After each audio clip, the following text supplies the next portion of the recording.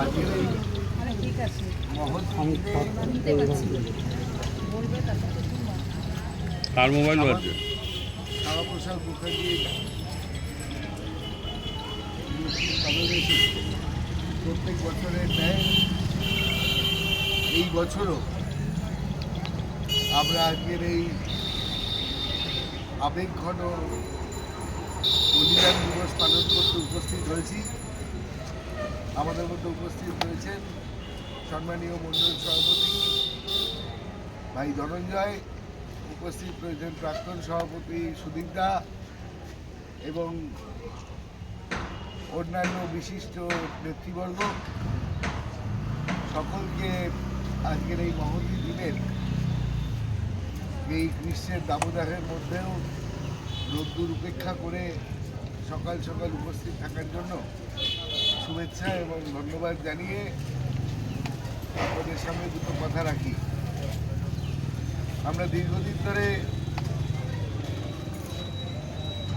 আজকের এই বলিদান দিবস পালন করছি। আমার তো মনে হয় যবে থেকে স্মরণকালে পার্টিতে রয়েছি অথচ বলিদান দিবসে এখানে আসেনি এরকম কিছু মনে হয় না। ছুটি করে তাই হবে, ওই জন্য তাই হবে। প্রত্যেকবারের থেকে এইবারের এখানে ডিফারেন্স রয়েছে। প্রত্যেকবারের এই বক্তব্যে যে জিনিসটা উঠে আসে সেটা হচ্ছে শ্যামাপ্রসাদ মুখার্জিকে আমরা সেদিনই প্রকৃত শ্রদ্ধাঞ্জলি জানাবো যেদিন পশ্চিমবঙ্গে ভারতীয় জনতা পার্টির সরকার প্রতিষ্ঠিত হবে। তো আজ অত্যন্ত আনন্দের বিষয় যে চিন্তাভাবনা সারা ভারতে ছড়িয়ে পড়ে যায়, পশ্চিমবঙ্গ বাদ ছিল। আপনাদের প্রচুর লড়াই সংগ্রাম এবং বিধাতার আশীর্বাদে আজ পশ্চিমবঙ্গে ভারতীয় জনতা পার্টির শাসন প্রতিষ্ঠিত হয়েছে। গতকালকেই মাননীয় মুখ্যমন্ত্রী এবং অর্থমন্ত্রীর নেতৃত্বে একটা যে বাজেট তৈরি হয়েছে আজকে সংবাদ মাধ্যমে তা যুগান্তকারী এবং সোনার বাংলার লক্ষ্যে ফিরে আসার একখানা অন্যতম দিক নির্দেশনার বাজেট হিসেবে চিহ্নিত করছেন। এক মাস হয়েছে সরকার প্রতিষ্ঠিত হয়েছে। আজকে শ্যামাপ্রসাদের চিন্তাভাবনা, পণ্ডিত দীনদয়ালজির আদর্শ ভারতবর্ষের 22টা রাজ্যে প্রতিষ্ঠিত, 17টা জায়গায় এককভাবে বিজেপি আর 5টা জায়গায় যৌথভাবে বিজেপি। এই বিজয় যাত্রায় আমরা সবাই নিজের নিজের মতো করে যোগদান রেখেছি। আগামীতে আমরা সাংগঠনিক সংশোধনের মাধ্যমে এবং প্রশাসনিক কাজে মিউনিসিপ্যালিটি এবং পঞ্চায়েত নির্বাচনের মাধ্যমে আমরা নিজেরাও অংশগ্রহণ করব এবং সরকারের ভালো কাজের ভাগিদার হব, এই আশা রেখে আগামীতে একটা অনুষ্ঠান আগামী 6 তারিখ 6 জুলাই আমাদের যুব মোর্চার সভাপতির নেতৃত্বে মণ্ডলেরই আর একটা প্রান্তে রক্তদান, চক্ষু পরীক্ষা শিবির এবং অন্যান্য স্বাস্থ্য পরীক্ষার আয়োজন করা হয়েছে। নিজেদের মধ্যে এবং সঙ্গে শ্যামাপ্রসাদ মুখার্জির মূর্তি স্থাপনের কথা রয়েছে।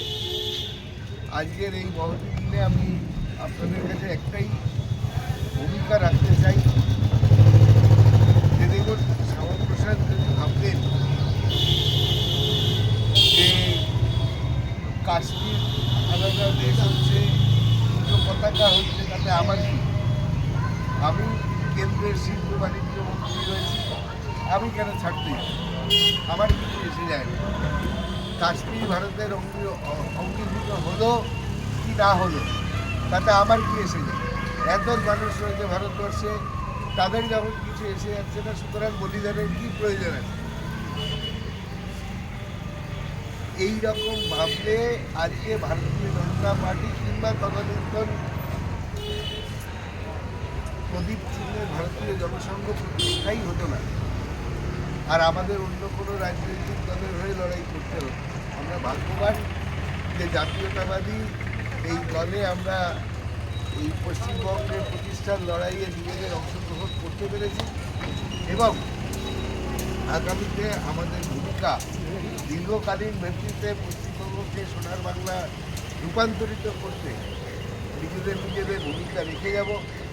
আমাদের এখন থেকে অনেক দায়িত্বপূর্ণ কার্যকর্তার ভূমিকা পালন করতে হবে। আমরা যাতে নিজেদের মানসিক ক্ষুদ্রতা একের উপরে চাপিয়ে সংগঠনকে ক্ষতিগ্রস্ত না করি এবং আগামীতে আমাদের নীতিনিষ্ঠ সাংগঠনিক কার্যকর্তা যারা রয়েছে তারা ঐক্যবদ্ধ থাকতে পারলে পার্টির ভেতরে এবং পার্টির বাইরে সব ধরনের যুদ্ধে আমরা জয়ী হব। শুধু একটাই জিনিস চাই, একে অপরের সহযোগিতা করার মতো মানসিকতা। আগামী দিনে আমরা ঐক্যবদ্ধ সংগ্রামের মাধ্যমে অভ্যন্তরীণ এবং বহিরাগত সব রকম শত্রুকে পরাস্ত করব, এই আশা রেখে আপনাদের সকলকে আরও একবার আজকে উপস্থিত থাকার জন্য শুভেচ্ছা এবং ধন্যবাদ জানিয়ে আমার ক্ষুদ্র বক্তব্য